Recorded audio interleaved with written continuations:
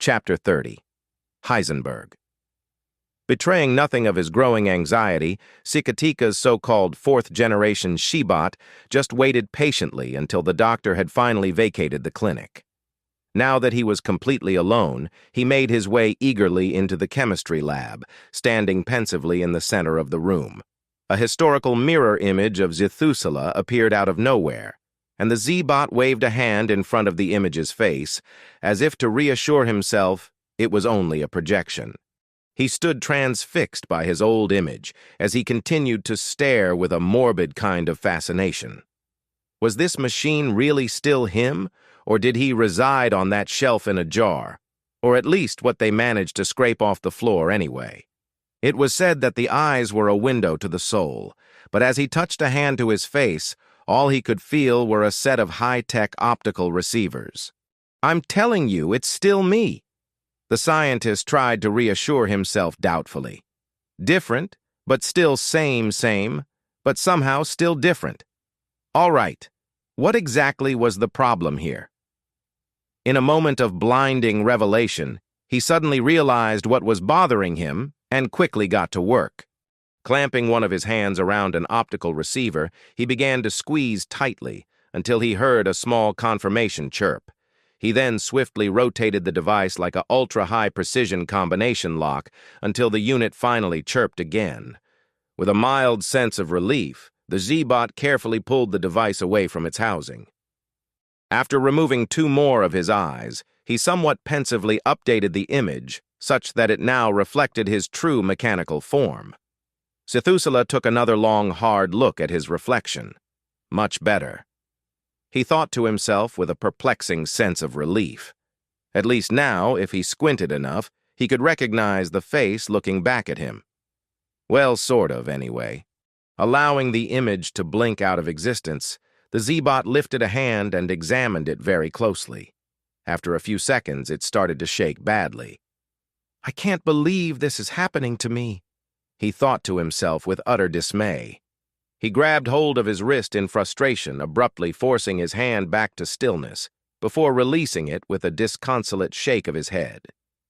The reality was, he could no longer ignore what was happening to him, nor how it was impeding his ability to think clearly. It was time to get this situation under control, and for better or worse, he knew exactly what had to be done. The Shebot felt his heart start to pound despite the fact he didn't actually have any. The anticipation, the need, and the craving was becoming almost unbearable. If he didn't deal with this issue right now, then in a few days, he might not be capable of doing it alone. Just the thought of revealing his condition to the doctor was almost too humiliating to bear. No, he would conquer this challenge alone, just as he always had, and just like he always would.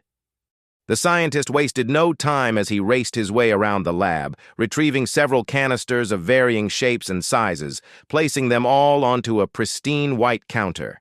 Having now collected all the raw ingredients, he then retrieved a beaker, a conical flask, a thin pliable tube, and a syringe with a stub-like needle. Zethusela took a small moment to settle his nerves. What would happen if this didn't actually work? Simple. I'd be completely and utterly fucked, he told himself very pragmatically. However, all that really meant was it absolutely would work, because failure was no longer an option. Having now convinced himself that success was assured, the scientist eagerly proceeded to mix and blend his cocktail of drugs together. "All right then, let's get this party started." The scientist muttered performatively to himself with a self-deprecating sense of absurdity. Dipping the needle into the steaming head of the beaker, he proceeded to swiftly fill the syringe with its chemical payload. With the needle now locked and loaded, he surreptitiously placed it to the counter and then hurriedly disconnected a finger. In his rush to partake in this experimental remedial hit, he clumsily dropped the digit to the floor. Cursing under his metaphorical breath, he took an exasperated look under the counter and accidentally kicked the digit with one of his feet. "You have got to be fucking kidding me. Where in Zicadia did the damn thing go?" Zethusela carefully scanned the floor from one end to the other, but the finger was simply nowhere to be found. "All right, this is 100% certified slime worm excrement. Things don't just magically disappear into thin air. His whole body started to shake with the utter frustration of the moment, and he began to laugh maniacally at the utter absurdity of the situation at hand. He had to take a few moments to calm himself before everything very mercifully settled back down. Not to be outdone, the scientist switched his vision to infrared and started to very carefully rescan the floor.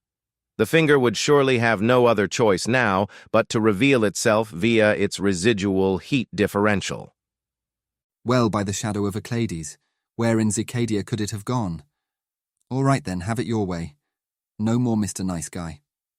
Finally deciding it was time to bring out the big guns, Zithusula proceeded to run a Zix field scan across the entire length of the floor and then even up the walls for good measure. Disappeared. The damn thing has simply disappeared. I literally kicked it into another dimension, he thought to himself with a sense of incredulous rage. Why, oh why am I being fucked over like this? You know what? Screw the finger. I'll figure it out later after I've taken my medicinal tonic. Besides, even if it has truly blinked out of existence like some kind of malevolent virtual particle, then all it will have done is save me the hassle of removing the damn thing every time I need to top myself up. Looking down disconsolately at his hand, he noted the strong blue beam of light emanating from the circular cavity left behind by his finger. With a small metaphorical sigh, he began rotating a ring at the base of the hole until the blue light faded to black. Taking a moment to restore his composure, he fitted the rubber tubing into the socket and then eagerly injected the sidewall of the tube. My moment of truth. He whispered to himself almost reverently. Nothing. I feel absolutely... something? My oh my. The Seabot's legs neatly folded underneath him as he silently collapsed down onto the floor. Oh, wow. Same, but different. So very, very different. Zithusula's eyes flashed brightly and then started to cycle like a rainbow.